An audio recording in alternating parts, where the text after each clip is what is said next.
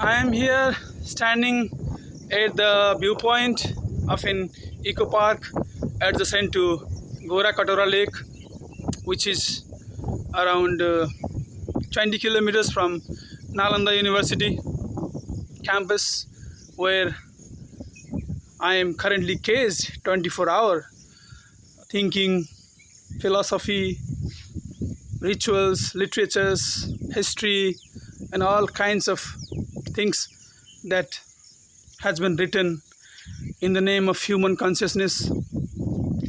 And today I rode around 20 kilometers to reach here, so it would be around 40-45 kilometers two-way, and it's a rainy day.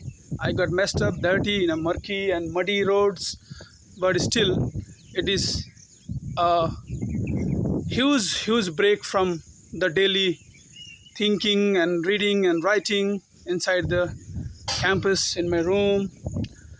And it is a unique park here where there is almost no sign of human beings.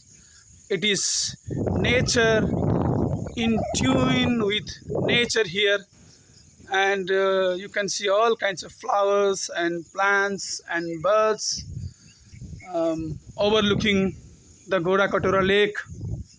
This place is magical, and as all the thinking, philosophy, rituals, tantra began or initiated through the nature, worshipping the nature, it is like a huge connection for me to get back to things in themselves.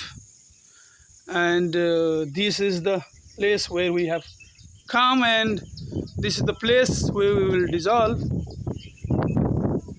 So it is really a great break for me to be here in this park, and I'm going to spend the whole day here today, not thinking about philosophy, but probably contemplating on